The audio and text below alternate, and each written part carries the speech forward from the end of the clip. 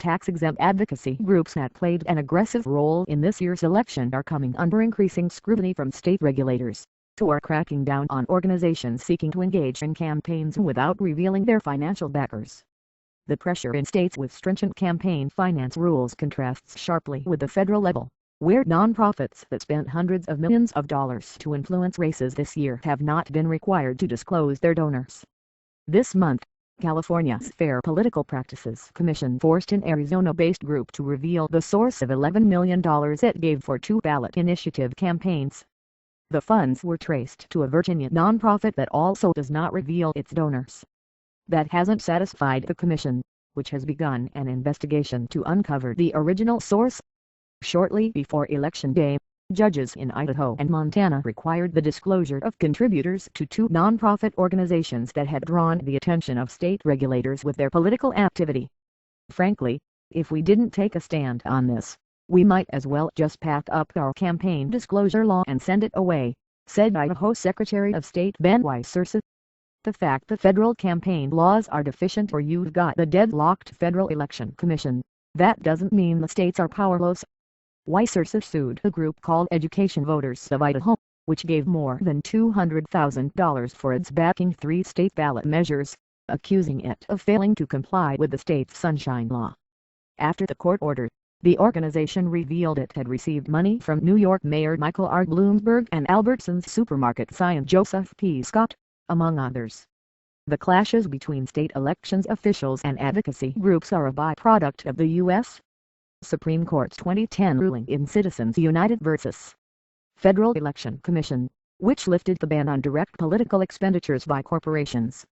That triggered a surge of election activity by groups incorporated under the tax code's Section 501c4 as social welfare organizations, which are allowed to engage in issue advocacy. At the federal level, political action committees are required to report their contributors, but so far the nonprofits are not. The Federal Election Commission, which has 6 members split evenly between the major parties, is frozen in partisan gridlock on questions regarding nonprofit activity. The Internal Revenue Service said this summer that it had begun examining some of the groups, but had yet to take any public action. And efforts to pass new disclosure laws have so far foundered in Congress. But the picture is different in many states, where lawmakers have toughened disclosure rules to require any organization making a political expenditure to report its financial backers. Disclosure opponents have systematically challenged the state measures in court, arguing that the Supreme Court has said the group must have politics as its major purpose in order to be considered a political committee. Advocates for more campaign finance reporting have countered, largely successfully, that the High Court has repeatedly endorsed disclosure and has not limited it to political committees. If you look at the federal issue, you would be inclined to throw up your hands, said Eric Cressman, Vice President for State Operations at Common Cause, which advocates for more transparency. The progress that some states are making proves that these disclosure issues are problems we can solve. Take the case of Americans for Job Security, the Virginia-based nonprofit that has been a serious political player for at least a dozen years, spending millions on ads without disclosing its backers. In 2008, the FEC's General Counsel concluded the trade group met the definition of a political committee that is required to report its donors, and requested approval to pursue a formal investigation. But the commission deadlocked, and no action was taken. Early this month, Americans for Job Security played a role in one of California's most closely watched election year dramas, unmasked as the source of a $11 million donation to oppose Gov. Jerry Brown's tax increase measure and support another measure intended to curb the ability of unions to raise money for political activity.